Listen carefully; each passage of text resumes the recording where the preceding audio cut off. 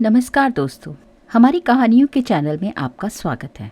यूँ तो कहानियों में प्रेरणा देने, शिक्षित करने और हमें अपने आसपास की दुनिया से जोड़ने की शक्ति होती है। कुछ ऐसी ही कहानियों का संग्रह हम आपके लिए अपने इस चैनल पर लेकर आए हैं, जहाँ हम ऐसी कहानियाँ आपको सुनाएंगे जो आपकी कल्पना को प्रेरित करेंगी और आपका मनोरंजन भी करेंगी।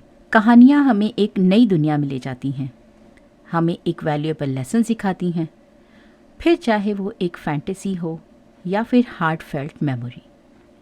तो आइए हमारे साथ कहानियों की इस जर्नी में शामिल हो जाइए and let's celebrate the magic of words together. किसी ने ठीक ही कहा है, इंसान को कभी भी कान का कच्चा नहीं होना चाहिए।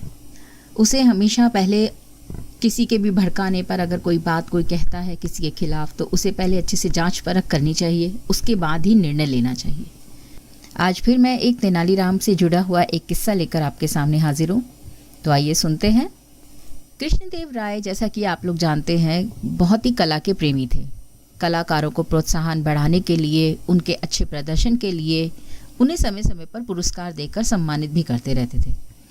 कलाकारों को सम्मानित करने से पहले लेकिन वो एक बार तेनालीराम से ज़रूर पूछते थे कि भाई उन्हें क्या दिया जाए, क्या ना दिया जाए, सम्मान में उन्हें मुद्राएं दी जाएं या उन्हें कोई वस्त्र भेंट किया जाए, कुछ इस तरह की बातें। महाराज की जो ये बात थी, तेनालीराम से हर बात को पूछ करके करना, ये तेनाली के विरोधियों को बहुत ही खलती थी। कुछ दिनों से तेनालीराम जो है वो दरबार में नहीं आ रहा था, जिसका फ़ायदा उठाते हुए उसके विरोधियों ने महाराज के कान भरने शुरू कर दिए। उसमें से एक विरोधी महाराज से बोला कि महाराज, मैंने सुना है कि तेनालीराम रिश्वतखोर है। दूसरा बोला, महाराज, वह जिसको जितना बड़ा पुरस्कार दिलवाता है उससे उतनी ही बड़ी रिश्वत भी लेता है। अब महाराज को रोज ही दरबार में इस तरह की बातें सुनने को मिलती थी, तो महाराज को भी तेनालीराम पर शक होने लगा। कहते हैं ना कि जब हम किसी की इमेज खराब करने लगते हैं तो हमारी सोच भी वैसी ही बन जाती है, हम सामने वाले को उसी नज़र से देखने लगते हैं। ऐसा ही कुछ तेनालीराम के साथ भी हुआ। जब कुछ दिनों बाद तेनालीराम ने राज दरबार में आना शुरू किया तो महाराज ने उससे कहा तो नहीं, लेकिन अब उन्होंने कोई भी काम करने से पहले तेनाली से पूछना बंद कर दिया। तेनालीराम को भी लगा कि ज़रूर कोई तो बात है जिसकी वजह से महाराज ने मुझसे पूछना बिल्कुल ही बंद कर दिया है।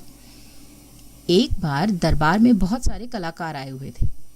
उनमें से तेनालीराम ने एक को छोड़कर सभी को पुरस्कार देने को कहा, तो महाराज ने उसका बिल्कुल उल्टा किया। उन्होंने सारे कलाकारों को खाली हाथ भेज दिया और सिर्फ एक को ही ढेर सारे इनाम देकर के विदा कर दिया। अब महाराज का ये रवैया देखकर तेनालीराम अपने आप को अपमानित सा महसूस करने लगा कि महाराज ने मेरी बात नहीं मानी। वहीं तेनालीराम के जो विरोधी थे वो ये सब देखकर बहुत खुश हो रहे थे। एक बार दरबार में एक गायक आया तो उसने अपनी कला का प्रदर्शन करने के लिए महाराज से आज्ञा मांगी। महाराज ने अगले ही दिन उसे संगीतशाला में आकर अपनी कला का प्रदर्शन करने का आदेश दे दिया। अगले दिन जब गायक प्रदर्शन करने के लिए संगीतशाला में आया तो वहाँ काफ़ी भीड़ जमा हो गई। महाराज के आते ही उसने गायन शुरू किया तो चारों ओर से सब लोग वाह वाह करने लगे। गायन समाप्त होते ही तेनालीराम ने कहा कि तुमने बहुत अच्छा प्रदर्शन किया है, मैंने तुम्हारे जैसा कलाकार आज तक नहीं देखा, इसलिए तुम्हारे प्रदर्शन के लिए तो तुम्हें कम से कम 15,000 मुद्राएं तो मिलनी ही चाहिए। लेकिन महाराज तेनालीराम की तरफ देखते हुए बोले, सच में तुम्हारा प्रदर्शन तो काबिल तारीफ था, लेकिन तुम्हें देने के लिए हमारे पास इतना धन ही नहीं है कि हम तुम्हें दे सके।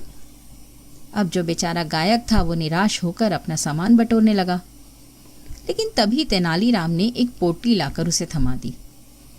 राजपुरोहित यह देखकर बोले, ये तो महाराज का अपमान हो रहा है। जब आपने उस कलाकार को कुछ नहीं दिया तो तेनालीराम को देने की क्या ज़रूरत थी। अब ये बात सुनते ही महाराज जो है वो गुस्से से लाल पीले हो गए। उन्होंने सैनिकों को तेनालीराम और गायक को पकड़कर अपने पास लाने का आदेश दे दिया।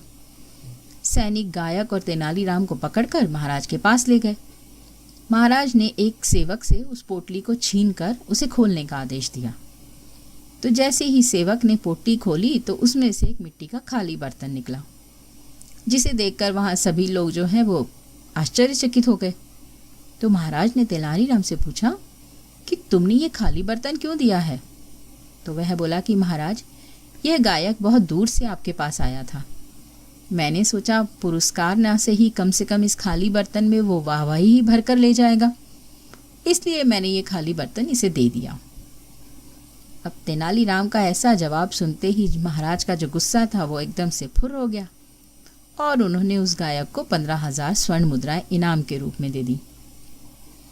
तो इस तरह तेनालीराम ने अपनी बुद्धि बल, अपने चातुर्य से एक बार फिर से अपने जो विरोधी थे, उसके जो हमेशा महाराज के कान भरा करते थे, उनकी चाल पर फिर से पानी फेर दिया। तो इसीलिए कहते हैं दोस्तों कि कभी भी सुनी सुनाई बात पर विश्वास नहीं करना चाहिए। और इस तरह वो महाराज का हमेशा ही दिल जीत लेते थे। तो आपको ये किस्सा कैसा लगा? आप अपने कमेंट्स मुझे कमेंट सेक्शन में लिखकर ज़रूर बताइएगा। अगर आपको मेरी कहानियाँ अच्छी लगती हैं तो प्लीज़ मेरी स्टोरीज़ को लाइक कीजिएगा और मेरे चैनल को सब्सक्राइब करना ना भूलें और मेरी स्टोरीज़ को शेयर भी कीजिएगा। मिलती हूँ एक और तेनालीराम के किस्से के साथ में। तब तक के लिए नमस्कार।